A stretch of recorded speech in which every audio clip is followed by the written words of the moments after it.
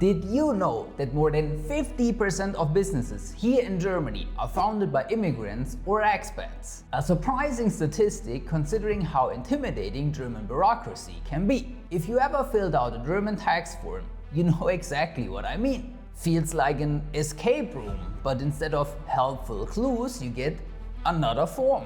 But what if starting a business here is easier than you think?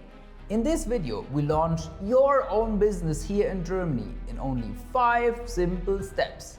So if you want to be your own boss, here's how you do it.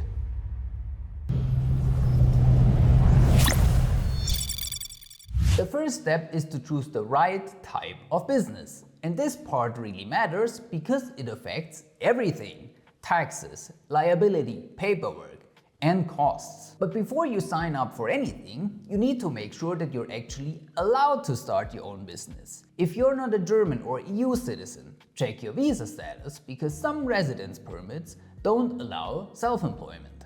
And if you're currently employed, read your work contract. Some employers don't allow side businesses, or they might require written permission first.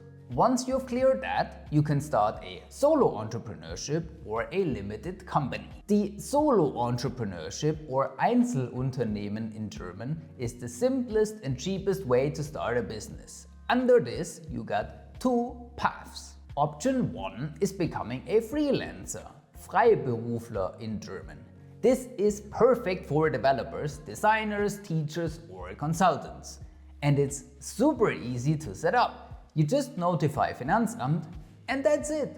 No need to register with the Gewerbeamt. That is only for option 2, the Gewerbetreibender, someone running a commercial business like e-commerce or selling services. As a tradesman, you do need to register with Gewerbeamt and pay trade tax. The downside of both these solo entrepreneurs is that they are liable for everything and they often pay the highest taxes. That's okay if you're just starting out, but once your business gains traction, you might want to upgrade to a limited company. Here in Germany, you got 2 main options, the UG and the GmbH. UG stands for Unternehmergesellschaft, also known as the Mini GmbH. It was designed to help founders start a limited liability company with as little as €1 in share capital. Sounds great, right? But here's the catch. You need to save up 25% of your annual profits until you reach the 25,000 required to become a full GmbH. And then you have founding costs again. Plus, the UG isn't taken as seriously. Investors, banks, and even customers see it as a GmbH's baby brother. So if you can afford it, go straight for the GmbH. Yes, it requires 25,000 in share capital, but only half of that needs to be paid upfront. And you can use that money for business expenses straight away. Step 2 is to open a business bank account. And no, you should not use your private bank account for your business. Even if you're just starting out as a freelancer or Gewerbetreibender, keeping business and personal finances separated will save you a lot of headache with taxes and bookkeeping later on.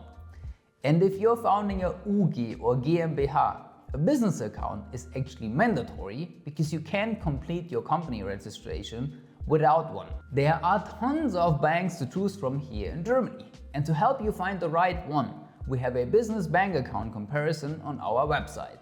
Just select your business type, apply the filters, and ta-da! The calculator will show you the best options. And if you're lucky, you might even secure a €150 sign-up bonus like I could right now. So check out the link in the description after watching this video until the very end and find the best bank account for your business in just 2 minutes. It's time for step 3, register your business with the notary or city council. This is the point where your business becomes official. When you register, there are a few key details you'll need to provide. Your business address. Think carefully before using your private address because it could be published online. And in many cases, you even need permission from your landlord. That's why a co-working space or virtual office is often a better choice. More professional, more flexible, and it keeps your private life private. Your business name. You're free to choose almost anything. Just make sure it's unique and not misleading. I couldn't have registered PerFinEx Car Sales GmbH because we don't sell cars. We help expats like you improve their financial future. And if that sounds interesting to you, feel free to book a free meeting with the link right here. Your Geschäftszweck, your official business activity. Be specific enough to make your purpose clear, but broad enough to allow for future growth. Your ownership structure. If you're starting a business with others, define who owns what and who's responsible for what. Now, who do you need to register with? Finanzamt, the tax office. This is where you get your business tax number and your VAT number. Gewerbeamt, the trade office. This is where you get your commercial license. And other business-specific institutions like the IHK, for example, the Chamber of Commerce that issues professional licenses. We were only allowed to start PerFinEx GmbH after the IHK granted us our financial advisory license. Now you're almost in business, right after completing step 4, dealing with social security and insurances. One of the most misunderstood topics when starting a business in Germany. As a self-employed person, you're most likely not automatically part of the German social security system. That means you can decide for yourself what to opt into and what to opt out of. Let's start with health insurance. Unlike employees, you don't get a 50% contribution from your employer. The full cost is on you. That's why the vast majority of self-employed people go for private health insurance, including myself. It's often cheaper, you get better coverage, and more flexibility over the long term. We've broken down all your options in our latest health insurance video. You'll find it linked right here. And the German public pension. And here's something most people don't know. Most self-employed have the luxury to exit the public pension system, something employees can only dream of. And many entrepreneurs, myself included, choose to do exactly that. Why? Because private pensions can be way more profitable, especially if you invest in ETFs. So you can build your own retirement strategy instead of relying on a system that's slowly running out of money. We explained all the best private pension options in our latest video. Check it out right here.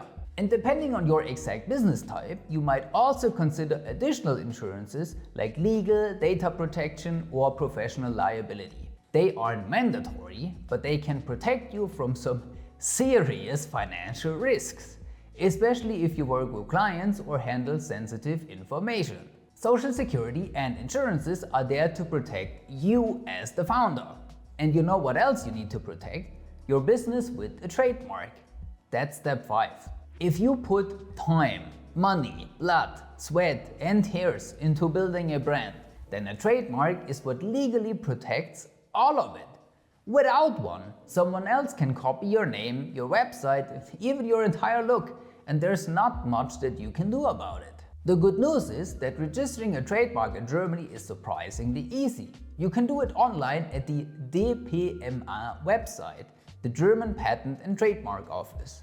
And it costs just 290 euros for 10 years of protection.